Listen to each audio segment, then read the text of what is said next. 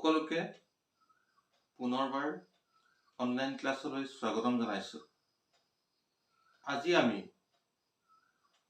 আৰু আমাৰ পৰিৱেশ বিষয়টিৰ প্ৰথম পাঠ আমাৰ পৰিৱেশৰ চতুৰ্থ খণ্ড আগবঢ়াবলৈ লৈছোঁ। আজি আমি পৰিৱেশৰ অজৈৱিক উপাদানবিলাকৰ বিষয়ে বিস্তৃতভাৱে শিকিবলৈ পাম।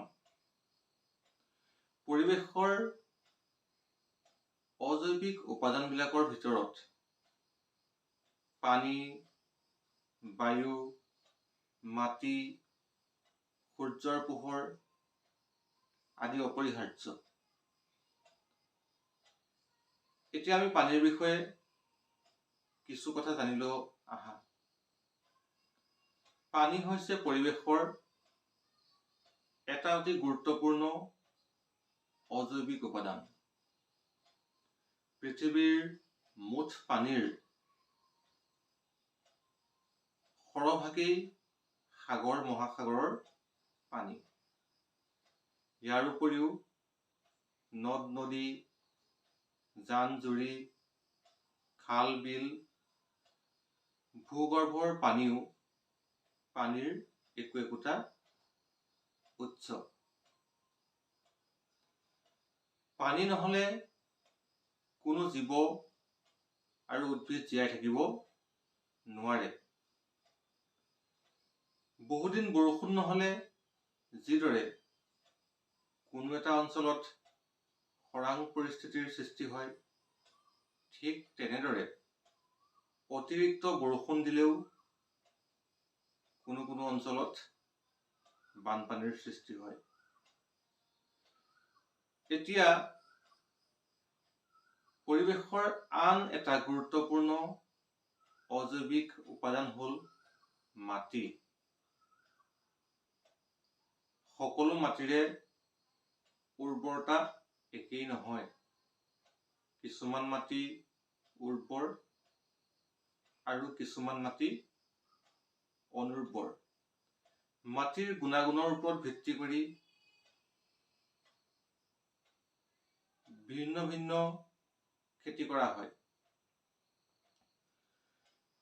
মাটিৰ পৰা উদ্ভিদে প্ৰয়োজনীয় খাদ্য আৰু খনিজ লৱণ শিপাৰ সহায়ত শুহি লয়। পৰিৱেশৰ আন এক অজৈৱিক উপাদান হ'ল বায়ু। বায়ু নহ'লে কোনো প্ৰাণী বা উদ্ভিদ জীয়াই থাকিব নোৱাৰে। বায়ুমণ্ডলত অক্সিজেন, নাইট্ৰজেন, কাৰ্বন ডাই অক্সাইড আদি গেছৰ উপৰিও কিছু পৰিমাণে হাইড্ৰজেন, জলীয় বাষ্প আদি গেছ মিহলি হৈ থাকে। বায়ুমণ্ডলত 100 ভাগৰ 78 ভাগ হ'ল নাইট্ৰজেন গেছ, 21 ভাগ হ'ল অক্সিজেন গেছ আৰু কাৰ্বন ডাই অক্সাইড গেছৰ মাত্ৰা বায়ুমণ্ডলত তেনেই নগণ্য 0.03%। এতিয়া পৰিৱেশৰ আন এক অজৈৱিক উপাদান হ'ল পোহৰ। উদ্ভিদে খাদ্য প্ৰস্তুত কৰোঁতে ব্যৱহাৰ কৰা এটা মুখ্য উপাদান হ'ল সূৰ্যৰ পোহৰ।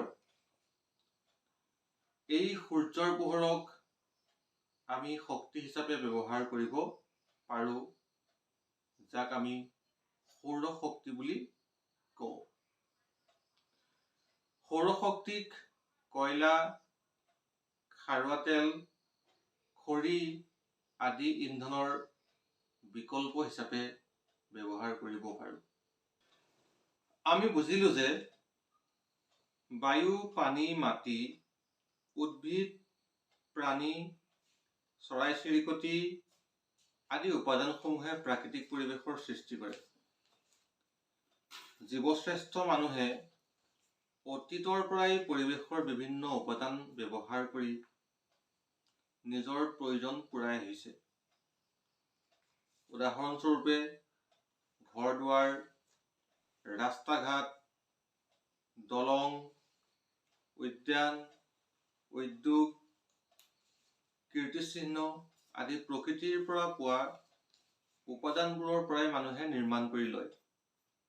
এইবোৰেই হৈছে মানৱসৃষ্ট পৰিৱেশ। মানৱসৃষ্ট পৰিৱেশৰ বিভিন্ন সামগ্ৰীসমূহ প্ৰকৃতিৰ উপাদানসমূহৰ পৰাই তৈয়াৰ কৰা হয়। উদাহৰণস্বৰূপে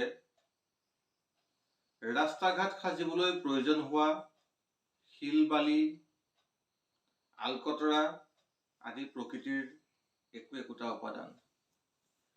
মানুহৰ এই কাৰ্যৰ ফলত এফালে মানৱসৃষ্ট পৰিৱেশৰ উন্নতি হৈছে যদিও আনফালে প্ৰাকৃতিক উপাদানবিলাকৰ অত্যাধিক ব্যৱহাৰৰ বাবে এইবোৰ কমি আহি সংকটৰ সৃষ্টি কৰিছে।